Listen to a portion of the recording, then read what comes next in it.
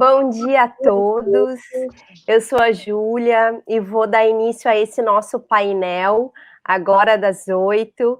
Eu gostaria de dar boas-vindas a todos que aqui estão, principalmente aos palestrantes, né, aos ouvintes também. Nós teremos agora 1 hora para o nosso painel, então vamos dividi-lo em 30 minutos para cada dupla, né? Quem sabe fazemos 20 minutos de palestra e depois 10 minutos para os debates. Eu acredito que assim ficaria bom para todos. Nós vamos iniciar os caminhos do e-commerce e harmonização legislativa, desafios e perspectivas, né, com os professores Eduardo Biaki Gomes e... desculpa.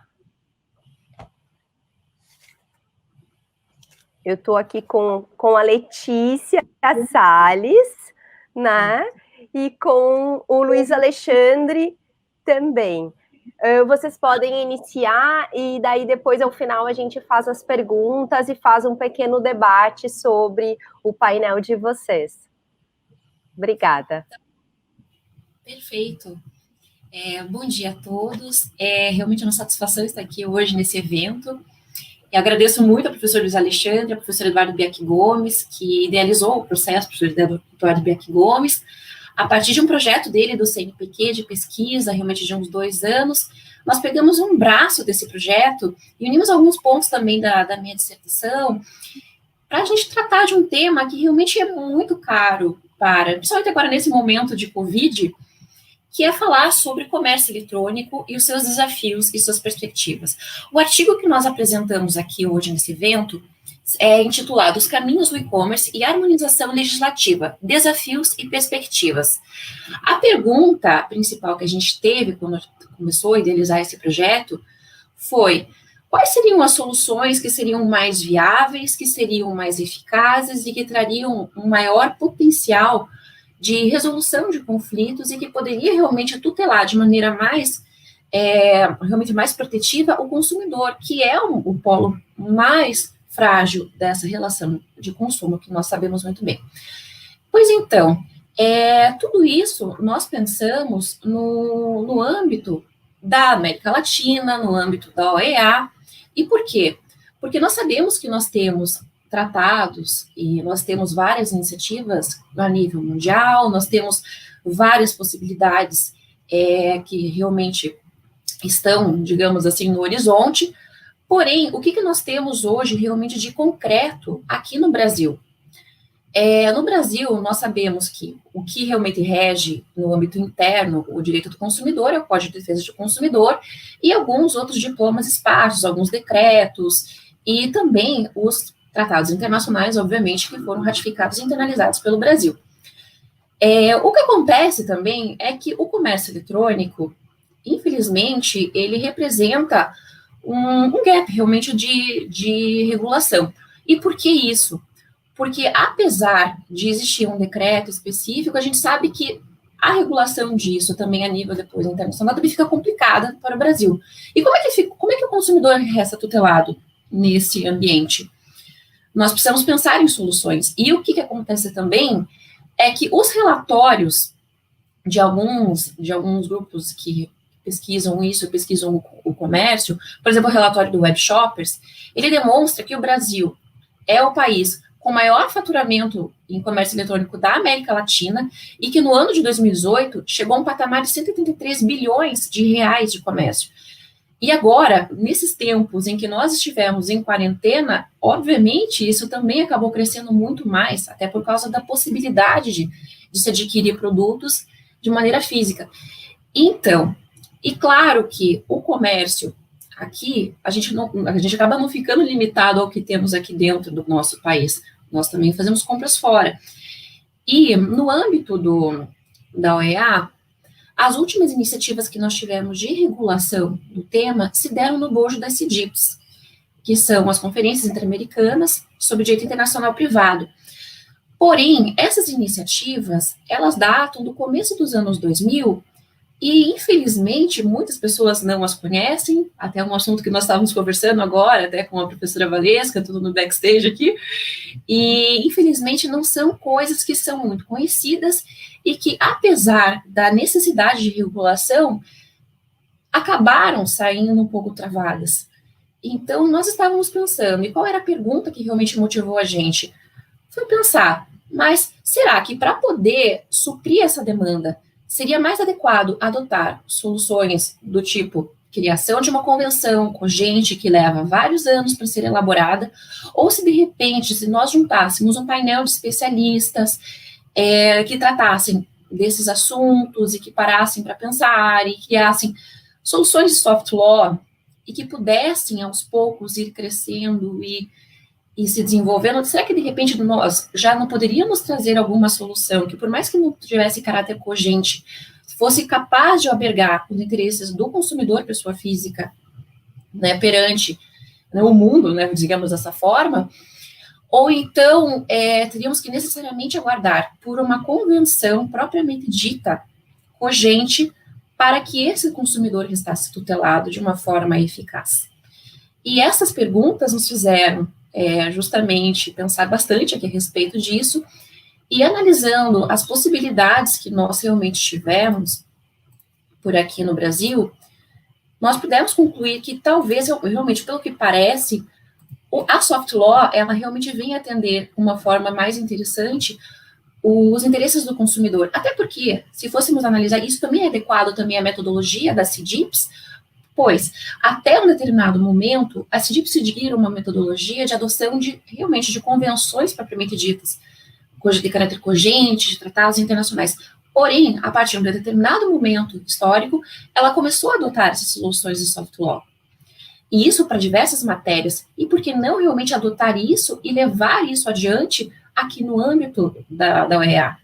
Por que necessariamente aguardar por algo que tivesse uma eficácia, digamos, e que fosse realmente tratar com vários outros países no âmbito mundial? Ou pior, deixar o consumidor desassistido perante o mercado internacional. Então, nós realmente cogitamos essa possibilidade, sabemos que existem dificuldades de consenso, de fato, mas em se tratando, às vezes, de um alcance mais restrito, no âmbito da OEA, quem sabe isso poderia ser mais fácil do que necessariamente buscar realizar isso em outros ambientes. O que realmente nós gostaríamos de garantir seria algum nível de segurança jurídica para ambas as partes, e principalmente para o consumidor, que é vulnerável. Então, essas foram as perguntas, realmente, e essas foram as conclusões também que nós chegamos até então. Esse é um projeto que ainda está caminhando, então ainda tem algum chão para ser percorrido, mas, a princípio, realmente seriam esses os aspectos que nós gostaríamos de trazer. E pelo que nós pudemos também concluir por aqui, é que realmente a complexidade e a abrangência do e-commerce, que realmente traz vários aspectos e vários interesses, e compatibilizar todos esses interesses, sugere essa necessidade de criação de um regime jurídico único, mas que seja flexível o suficiente também para poder acompanhar as novas demandas e os novos desafios que surgem. Quem poderia imaginar que hoje estaríamos todos fazendo um congresso de uma forma digital, e fazendo todas as nossas compras e pensando nas nossas vidas com alcance restrito de liberdade. Nós não podemos hoje falar, não, eu tenho total liberdade, por exemplo, em alguns lugares do país ainda, de sair e fazer alguma compra numa loja que esteja ali do lado de casa, que fosse, né? Infelizmente, a gente às vezes tem que recorrer a outras soluções e para fazer isso, nós precisamos de segurança. Então, pensamos nessas possibilidades. Realmente essas são as nossas inquietações e seriam realmente essas as observações que eu gostaria de trazer agora nesse momento. Agradeço pela oportunidade e estou disposta aqui a responder aos eventuais questionamentos que sejam formulados. Obrigada. Letícia, muito obrigada, professora. Agora sim, eu estou aqui com todas as informações que eu precisava. A professora, ela é doutora em integração, a professora, ela é mestre em Direito Econômico e Desenvolvimento pela PUC do Paraná, especialista em Direito Processual e Civil, ou seja, pesquisadora, tem aí um currículo vasto, dedicado ao assunto. Então, muito obrigada pela exposição. Eu acho que o pessoal ainda está devagar nas perguntas, né? Estão entrando aos pouquinhos, mas eu acho que a gente poderia passar para o próximo painel e depois juntos a gente fazer um pequeno debate sobre isso. Assim que eu entrei no backstage, estava aí uma conversa fervorosa, né? Eu acredito, professora, que a gente possa mais tarde trazer alguns questionamentos. Eu mesma gostaria de colocá-los, mas acho que a gente pode aguardar um pouquinho a audiência. Pode ser? Perfeito? Então, vamos dar início ao nosso segundo painel de hoje, que é sobre análise acerca das cortes comerciais internacionais e a sua eventual factibilidade no Brasil. Quem vai fazer a nossa apresentação é o André Gomes de Oliveira, a Isabela da Costa e a Valesca Borges Mosken. Todos eles estão aqui conosco. O André é graduando em Direito, a Isabela também, estão juntos, provavelmente com a sua professora Valesca, já iniciando esse caminho acadêmico. Então, uma boa apresentação, e vocês terão 20 minutos para fazer a exposição para a gente. Muito obrigada. Bom, muito bom dia. Eu vou inicialmente aqui apenas apresentar e colocar umas bases introdutórias, né? E André e Isabela apresentarão efetivamente esse trabalho. Bom, inicialmente eu quero mencionar, ai, a minha gata, a minha enorme gratidão de estar aqui nessa 18ª edição do Congresso Brasileiro de Direito Internacional. Acho que participei de quase todas, sou aqui a mais antiga, acho que participei desde Curitiba, do início em Curitiba, então eu agradeço imensamente essa capacidade do professor Wagner Menezes aí de ser esse inspirador do direito internacional e nos colocar sempre em novos desafios, inclusive, como falávamos aqui no backstage, desafios dentro desse contexto pandêmico, né, como superá-lo dentro dessa perspectiva. Eu parabenizo a todos os organizadores, aí agradeço carinhosamente a Júlia pela apresentação, agradeço os coordenadores executivos. Eu gostaria também de fazer em nome esse agradecimento do Neviton, que foi aluno nosso também da Universidade Federal do Espírito Santo, e que eu tenho muito orgulho de vê-lo concluindo o trabalho de doutoramento com o professor Wagner, e aí participando de todo esse paradigma aí de organização de um congresso tão complexo. Agradeço também, sobretudo, os avaliadores que nos permitiram trazer hoje o debate das Cortes Internacionais de Comércio. E além de, antes de iniciar, entretanto, mencionar um pouquinho... Peraí, a minha gata. Ai, gato, vamos aqui. Gente, eu fechei a porta, mas ele fica passando.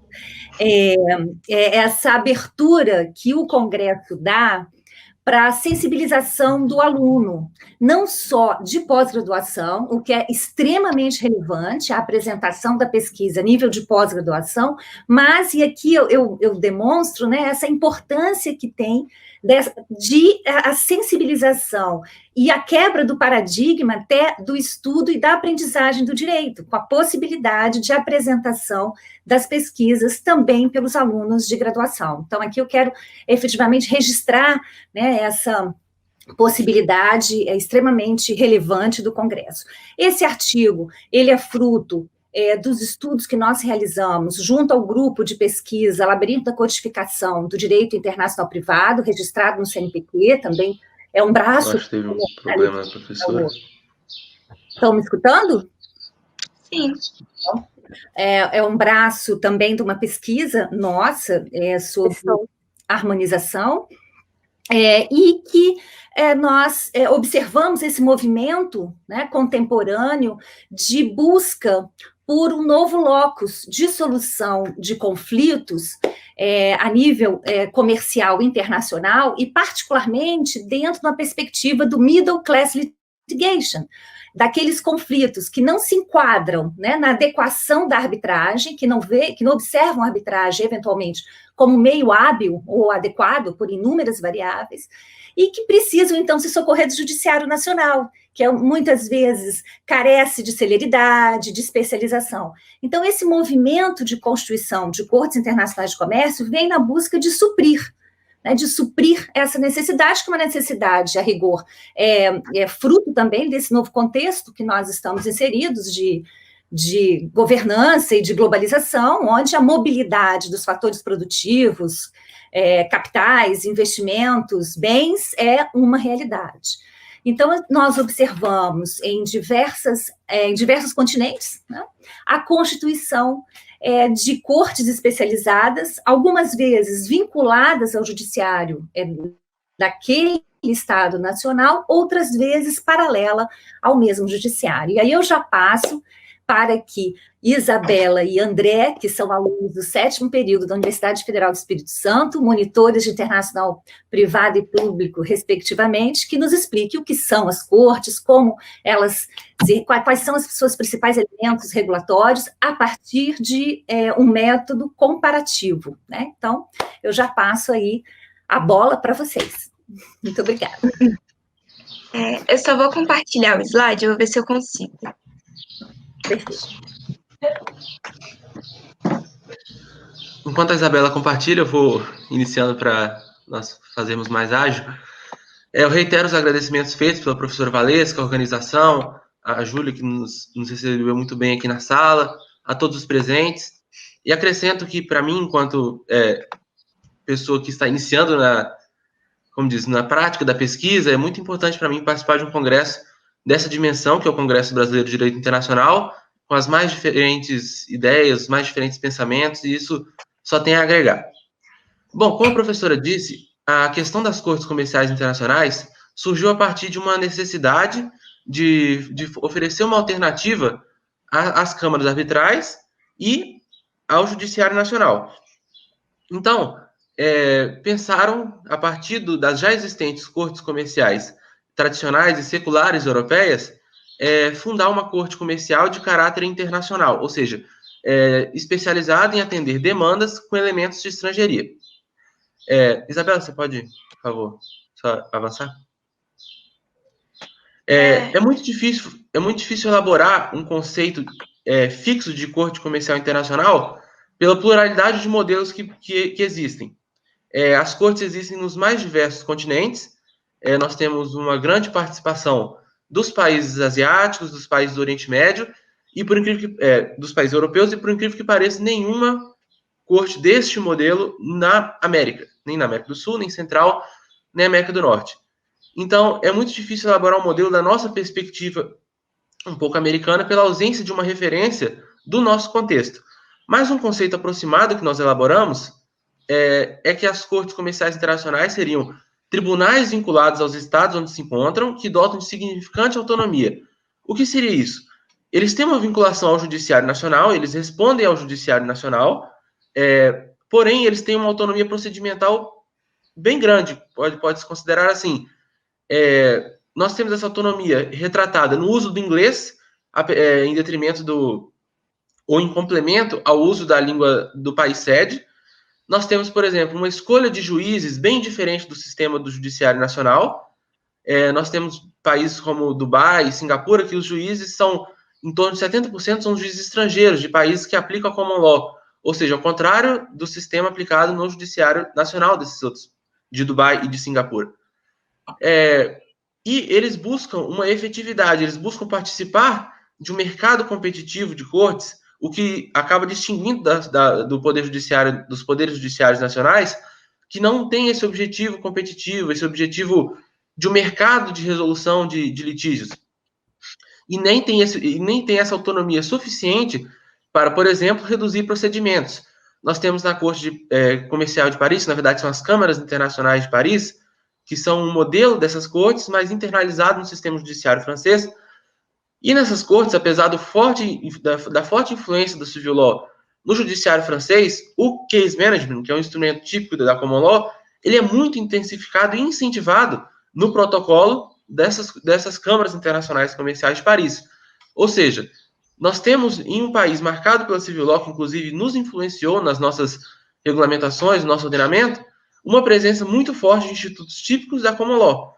Isso é uma característica marcante das cortes comerciais internacionais. E além dessa busca por efetividade, eles possuem como objeto de julgamento causas de matéria comercial com algum elemento de estrangeiria. Esse é a questão central e comum entre todas as cortes comerciais existentes.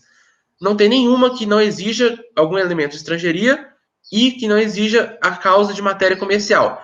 O que pode haver é uma distinção do que se entende por comercial, mas é sempre algo relacionado a esse sentido. Quanto ao elemento de estrangeiria, nós temos, por exemplo, na Corte Internacional de Singapura, Comercial Internacional de Singapura, não interessa qual tipo de estrangeiria é solicitado. Não importa se é do domicílio das partes, se é do local de celebração do contrato, ou se o objeto por si só é típico de um contrato, de uma relação comercial internacional. E a importância do estudo desse tema, a importância desse tema, em realidade, é que vários estudos, principalmente os encabeçados pelo Banco Mundial, através do Doing Business Report, falam que a credibilidade de um país, a credibilidade do judiciário de um país, atua significantemente no aumento da capacidade de receber investimentos que esse país tem. Eu falo esse país, mas pode ser o local, como nós veremos mais adiante. A Corte de Dubai não é vinculada aos Emirados Árabes Unidos, mas sim ao centro financeiro de Dubai, especificamente. Outra característica importante dessas cortes é estimular o diálogo entre as jurisdições. Por exemplo, poderes judiciários nacionais originalmente fechados encontram nessas cortes comerciais internacionais, uma grande oportunidade de dialogar entre jurisdições, dialogar de maneira cooperativa entre jurisdições. Nós temos o exemplo de Dubai e Singapura, que tem um Memorandum of Guidance estabelecido entre as duas cortes comerciais internacionais, com um compromisso mútuo de reconhecimento das sentenças. Então, por mais que os países sede não participem ou não tenham ratificado convenções sobre o tema, a questão é estabelecer essa relação mútua. Além disso, atribuir a segurança jurídica nas decisões, que a Isabela falará um pouco mais adiante quando tratar da distinção entre as cortes e as câmaras de arbitragem, e contribuir com projetos desenvolvimentistas, como, por exemplo, nós temos que as cortes comerciais internacionais da China foram desenvolvidas para auxiliar no Belt and Road Initiative, ou seja, uma proposta mais ambiciosa de desenvolvimento. E agora, para começar, né, o estudo comparativo entre as cortes propriamente, a gente tomou como base 7 cortes, que são as cortes de Londres, Paris, Frankfurt, Dubai, Singapura, Índia e China. Eu vou falar um pouco mais sobre a corte de Londres, especificamente, né, o seu procedimento, porque ela é utilizada como exemplo para a grande maioria das demais cortes. A Corte de Londres, ela surge inicialmente em 1895, porém, ela tem uma repaginação em 2017, no qual se originou a Business and Property Courts of England and Wales, no qual é um centro, né, de disputas que inclui também as câmaras internacionais de arbitragem. O exercício de jurisdição, como já é antecipado pelos meus colegas, é exercido por meio da cláusula de eleição de foro presente no contrato, ou quando já é um caso de competência interna, né, comercial. E o procedimento, ele é regido pelas regras de processo civil, instruções e práticas pelo Guia da Corte Comercial do Reino Unido. Ele atualmente pode ser feito totalmente online e ele dura, em média, de 6 meses a 1 ano, sendo então muito mais célere, né, do que o procedimento, vamos dizer assim, comum do país. E ele é feito com também, né, o case management. A primeira audiência já é o case management, para depois determinarem as partes, o que elas devem provar, com a matéria que deve ser, né, provada, e as custas são fixas em 5% para os casos entre 10 mil e 20 mil libras, e as custas sobem, né, para 10 mil libras para casos acima de 200 mil libras. Aí, né, o André, ele já deu mais ou menos uma distinção entre a Corte de Londres e Paris, que é basicamente uma ilha de common law, num berço que é civil law, que é Paris, né? Prosseguindo, a diferença já entre a Corte de Londres e a Corte de Frankfurt é justamente a tríade de juízes presente na Corte de Frankfurt, que é composta por 2 juízes leigos, especialistas na área, sejam eles advogados, entre outras da profissão, e um juiz realmente do Tribunal de Frankfurt. E eles têm uma grande problemática aqui, e que deixa ela atrás das demais cortes, que é o problema do uso do inglês, justamente porque, quando foi dito antes, a maioria das cortes, elas utilizam o idioma inglês. Já dentro da Alemanha, eles têm um problema em inserir o idioma da língua inglesa dentro dos procedimentos estatais. Então, esse é um grande problema que a gente encontra na Corte de Frankfurt. Já eu vou passar rapidinho aqui pela Corte de Singapura, como o André já adiantou, ela é vamos dizer assim, a mais atualizada, que mais se atém a essas mudanças. Ele realmente busca um fórum shopping, né? Então, ele não exige uma conexão direta do caso ao foro, e o André também já estabeleceu os requisitos do caso, e ele é composto, sobretudo, também com 17 juízes estrangeiros. Tem um procedimento bem similar ao da Corte de Londres. André, você quer fazer algum comentário sobre a Corte de Dubai?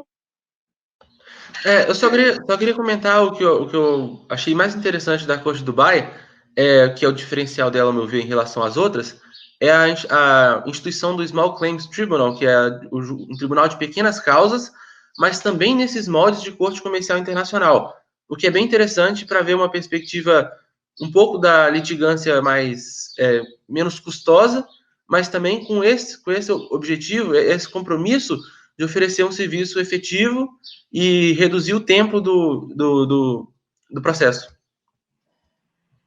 Prosseguindo, nós também temos as cortes da Índia e da China.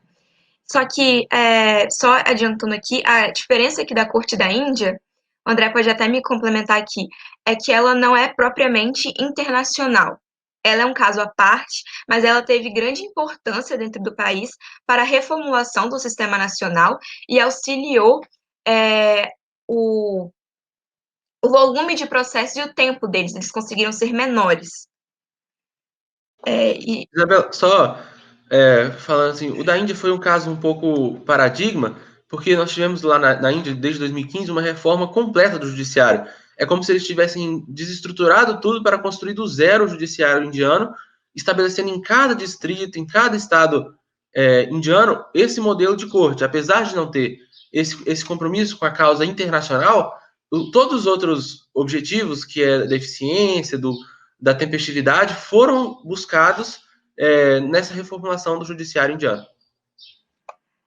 E só mais uma curiosidade, né, em relação à Corte da China, agora falando, além dela ter sido desenvolvida por meio da Belt and Road Initiative, é importante também frisar que, mesmo com as demais cortes também permitindo que casos nacionais entrem aqui para as cortes, possam ter, né, exercício da sua jurisdição, aqui não. Aqui, no caso da Corte Chinesa, tem que ter o elemento de estrangeiria, não pode ser uma causa, né, nacional.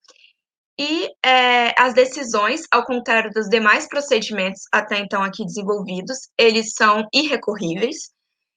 E é proibido o uso do inglês, apenas é permitido o uso do mandarim, e não admitem advogados estrangeiros.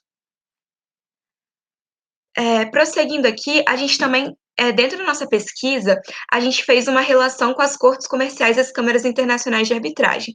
Isso porque a gente observou que há diversos pontos em comum. A matéria trabalhada entre as cortes comerciais internacionais e as câmaras internacionais de arbitragem, elas são similares, e, além disso, elas são regidas por princípios similares e também possuem um procedimento muito parecido. Então, aí ficou, né, esse questionamento para a gente. Então, qual seria esse diferencial? Então, e aí, a gente descobriu, por meio das pesquisas, que, na verdade, o grande diferencial aqui entre as cortes comerciais internacionais e as câmaras internacionais de arbitragem é justamente que, ao passo que as câmaras internacionais de arbitragem, elas seguem o sigilo, né, entre as decisões, pelas cortes comerciais internacionais, em regra, no geral, né, vamos dizer assim, terem vinculação estatal, há uma publicização das decisões, uma previsibilidade, né, certo modo, delas, e, ao mesmo tempo, autores como Marta Isidro apontam em seus trabalhos que isso serve até como um caráter complementar entre a Corte Comercial Internacional e as câmaras internacionais de arbitragem. Isso porque elas conseguem pegar, além do que a professora Valesca já adiantou, né, que as cortes comerciais são mais para essas causas mais de médio porte, as causas que exigem maior complexidade ou até interesse estatal, elas também estão inseridas dentro do âmbito das cortes internacionais, fazendo essa complementariedade, ao invés de uma competitividade aparente, né, que a gente observa pela similaridade de matéria, e elas também, pelo nosso estudo comparativo, a gente observou que, no geral, as cortes comerciais internacionais e as câmaras de arbitragem estão presentes em um centro único, como é o caso de Singapura, Dubai, Londres, entre outros. Por fim, né? Isabela, Pode falar. só pedir para você passar o slide, que eu acho que está travado no conceito ainda. Espera aí, então. Aí. Isso.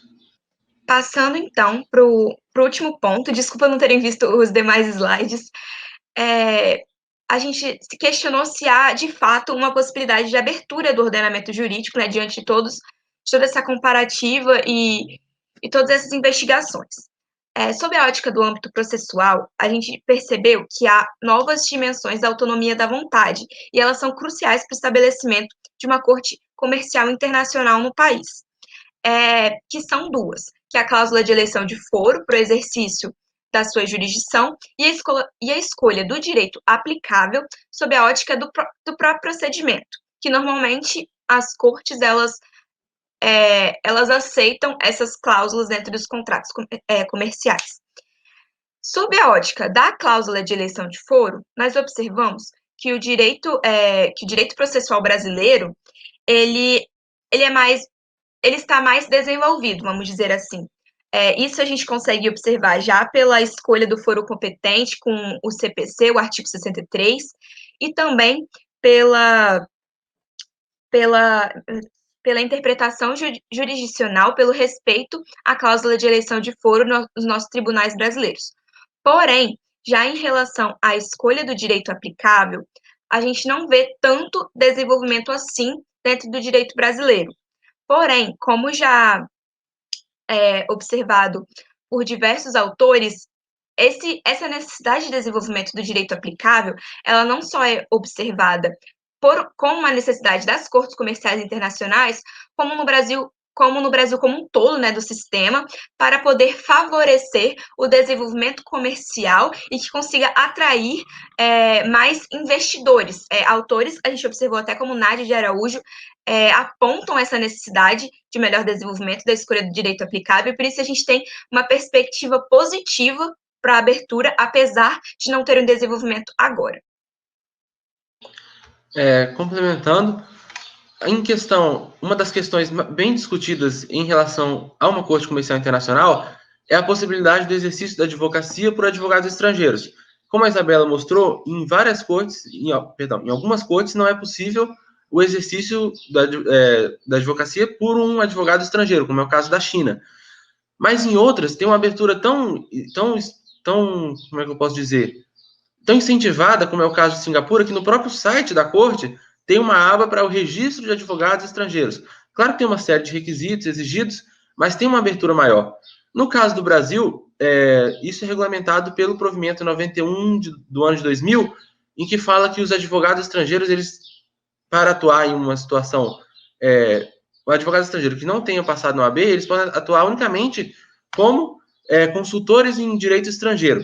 Então, o que nós discutimos no nosso trabalho é que talvez fosse interessante abrir uma possibilidade do exercício da advocacia para advogados estrangeiros unicamente nessas cortes comerciais internacionais. Por quê? Porque nós pensamos que um litigante internacional, pela própria natureza do objeto, da sua causa, ele sente uma segurança maior com o seu advogado já constituído do que um advogado em um território estrangeiro. Então, talvez como em algumas cortes foi estabelecido, seria interessante uma regulamentação no sentido de que um advogado estrangeiro pode atuar desde que acompanhado de um advogado nacional. Outra coisa é a questão da própria criação em si da Corte Comercial Internacional. Seria necessária uma mobilização do Estado brasileiro, das autoridades públicas, para a criação dessa corte e avaliação de questão de custos, se vale a pena realmente constituir uma corte comercial internacional diante de um cenário de crise que nós estamos passando e, infelizmente, tende a piorar em razão dos gastos da pandemia, e se valeria a pena utilizar deste tribunal. Essa questão dos custos gerou um pouco de crítica em alguns países como a Bélgica, que não institui uma corte comercial internacional por ter chamado de uma corte caviar, uma corte que atenderia unicamente aos interesses dos mais abastados, vamos dizer assim, na resolução das suas disputas. Mas essa é uma perspectiva muito mais europeia do que o mundo tem adotado, como nós vimos no caso de Singapura, China e Dubai. Então, numa perspectiva um pouco mais asiática, acaba se aproximando mais da nossa realidade.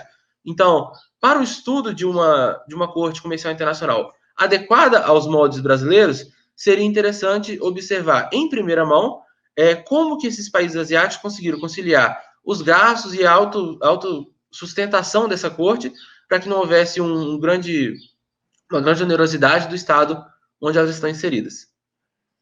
Eu acho que é basicamente essa a nossa ideia das cortes comerciais internacionais.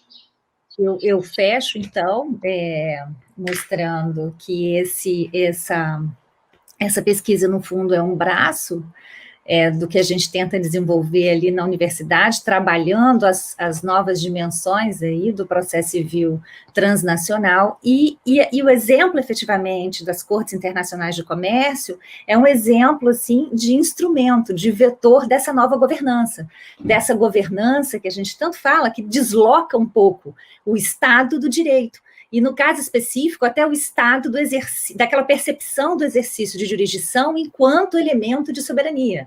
Então, essa nova dimensão que a gente tenta trazer no estudo e no desenvolvimento de nossas pesquisas, tendo aí o exemplo das cortes internacionais. Eu agradeço muitíssimo aos alunos essa perspectiva e desenvolvimento fruto do nosso grupo. Muito obrigada. Parabéns pela exposição, obrigada por compartilharem conosco, foi super rico. Nós temos aqui 2 perguntas, mas eu acredito que a gente pode voltar um pouquinho na palestra da Letícia, que foi tão rica também, e eu acho que em função do horário nós começamos um pouco devagar.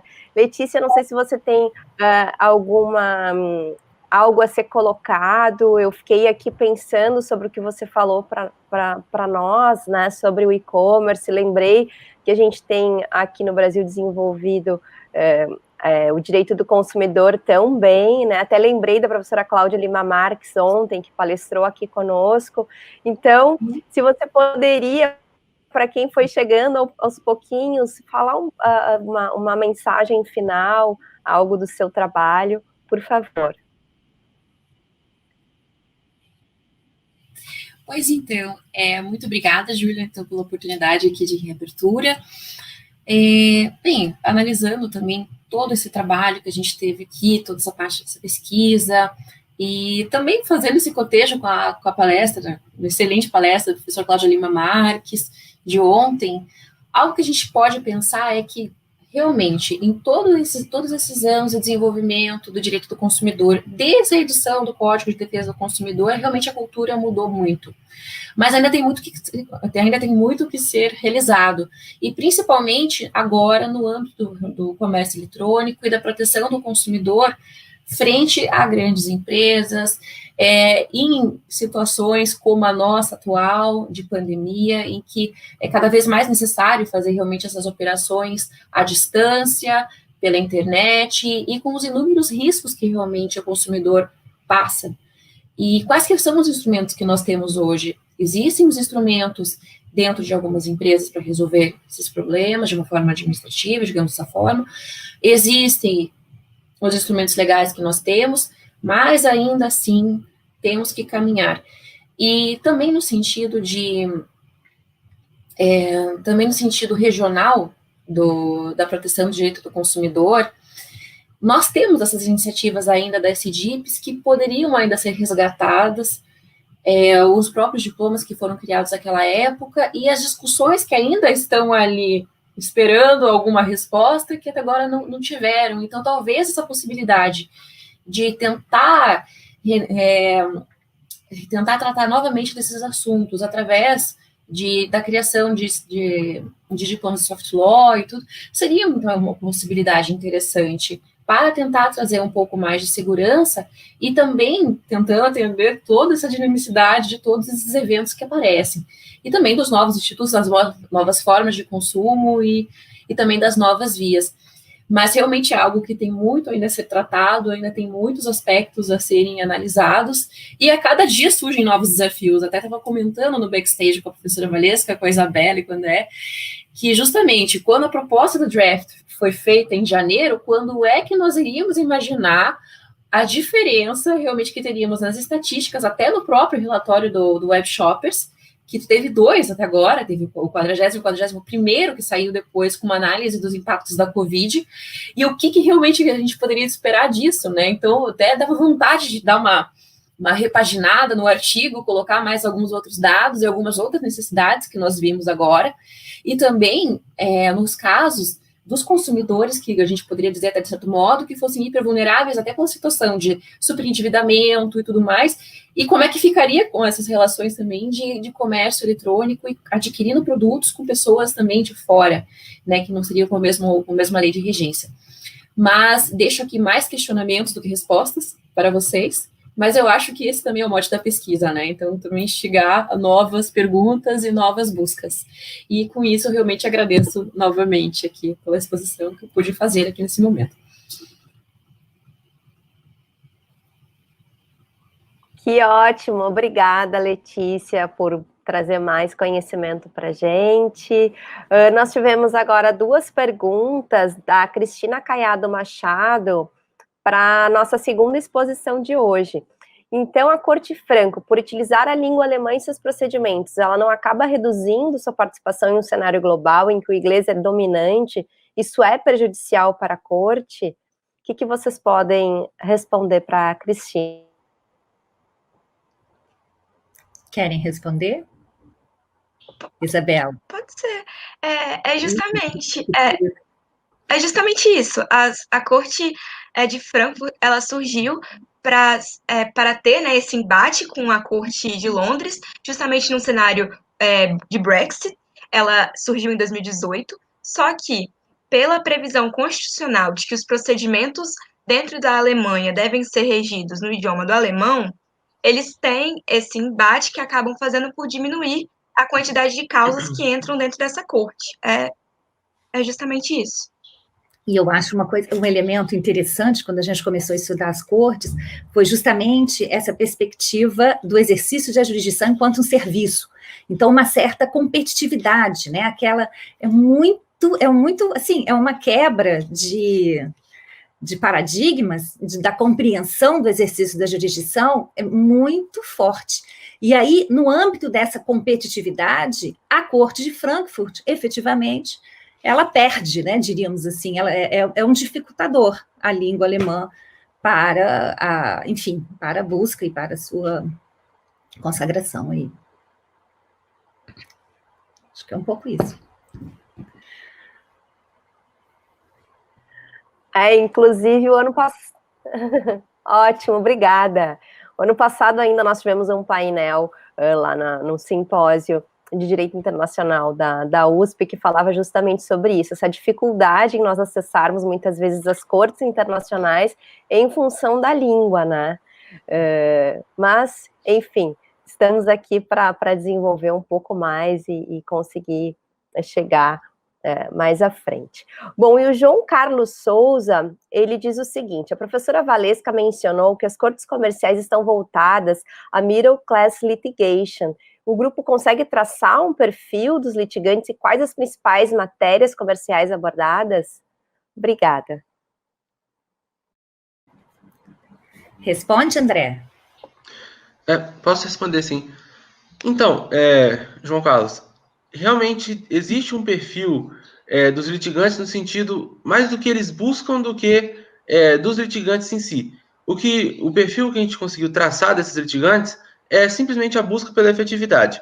Mas em razão da ausência de um número muito extenso de casos nas cortes já existentes, por exemplo, a de Singapura, que é uma das mais ativas, tem em torno de 50, 52 casos já publicados. Então, fica um pouco difícil de traçar a matéria, porque nós temos uma gama muito extensa de matéria. Com exceção da Corte de Paris, que dá uma limitada maior nessa questão do que é comercial para eles, as outras são muito amplas. Então, no sentido da matéria, é um pouco difícil eu te responder isso sem um tempo maior de funcionamento por si só dessas cortes, que elas são muito recentes. Como a Isabela disse, a de Frankfurt, por exemplo, é 2018. A de Paris, o protocolo também, que regulamentou, também é de 2018.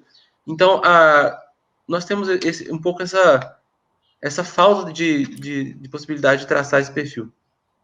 Mas é interessante a gente observar que mesmo nessa redução de número, né, de casos, assim, você consegue observar, por exemplo, a figura das pessoas físicas, né? Então, não são apenas casos entre pessoas jurídicas, então a figura de pessoas físicas. Nós tivemos um caso curioso de relações financeiras, estão lembrados? Que era uma questão de banco, eu acho que foi em Singapura. Tivemos um elemento trabalhista, lembra? Eu acho que foi na de Dubai, né? Nós tivemos uma relação trabalhista que foge desse perfil mais, diríamos assim, estrito, né, das relações comerciais. Então, assim, nós não conseguimos estabelecer um perfil muito severo em virtude do número ainda, mas um indicativo de que tratam-se de soluções de conflitos onde nós temos aí, de um lado, a pessoa física, às vezes em ambos lados, né? Mas, enfim, não apenas uma instrução ou um conjunto de perspectivas aí, ou de mecanismos apenas destinados às pessoas jurídicas, e uma visão em determinadas cortes de uma abertura maior do campo do seu âmbito material até de aplicação. É realmente uma experiência muito interessante, assim. Convido, inclusive, né, a todos a estudarem, porque é uma proposta. Não sabemos se esse movimento irá adiante, né? Ainda é muito recente, mas que é uma perspectiva que vale a pena ser conhecida, até para a evolução da compreensão como eu mencionei, do próprio direito processual civil transnacional, eu acho que vale a pena isso. Professora, só fazendo um acréscimo, eu acho assim que uma característica que pode ser traçada a ponto de perfil dos litigantes, que eu até conversei com a Isabela há pouco tempo atrás, em relação à localidade deles. Nós podemos ver, por exemplo, na Corte de Singapura, a maioria dos litigantes são da região do Sudeste Asiático. Em Dubai, a maioria são de litigantes do Oriente Médio. Então, elas têm uma abrangência muito própria da região onde estão inseridos. Então, talvez esse seria um traço marcante do perfil dos litigantes. Eu gostaria só de fazer, talvez, uma pergunta para a professora Letícia, que antes do início da nossa exposição, nós estávamos comentando aqui no backstage sobre a falta que nós sentimos de trabalhar um pouco mais o estudo das CIDIPs e aplicar um pouco mais os ensinamentos. Eu gostaria de perguntar à professora o que ela acha que é o maior entrave dessa análise mais elaborada, desse exercício mais efetivo das orientações e regulamentações emitidas pelas CIDIPs. Pois então, obrigada, André, pela pergunta. Eu acredito que realmente existam vários entraves, assim como existem várias possibilidades de tratar entre eles, assim, né? Alguns são mais rápidos de serem solucionados, outros um pouco mais devagares, e alguns a gente até pode questionar se seriam passíveis de solução, mas isso em qualquer outro âmbito, não seria um impeditivo necessariamente para esse DIPS, mas em qualquer outro âmbito de regulação. Até como nós estávamos conversando, não diria tanto a diferença de matriz jurídica, não é tanto isso, mas sim, a gente tem que levar em consideração interesses e políticas, né? E isso acaba sendo um entrave muito grande, porque você tem que tentar conciliar esses interesses de alguma maneira que seja possível de realizada. E por isso que nós continuamos sugerindo a adoção ainda de soft laws aqui nesse âmbito, porque teria uma possibilidade de diálogo maior. Porque o funcionamento da CIDIPS realmente é muito particular. As propostas para a próxima reunião já são realizadas na reunião anterior, então mais ou menos você já tem alguma coisa pactuada, os países podem fazer as propostas deles. Então, assim, em termos de diálogo, isso já tem um caminho, mas eu acredito que a solução mesmo seja realmente trazer um pouco mais de diálogo, dar uma oxigenada realmente nessa possibilidade para tentar passar por cima desses problemas e olhar realmente para soluções que estão ali, né, digamos, diante dos olhos dos próprios participantes das reuniões. Mas eu acredito que esse seja o maior entrave. Mas acho que realmente seria isso.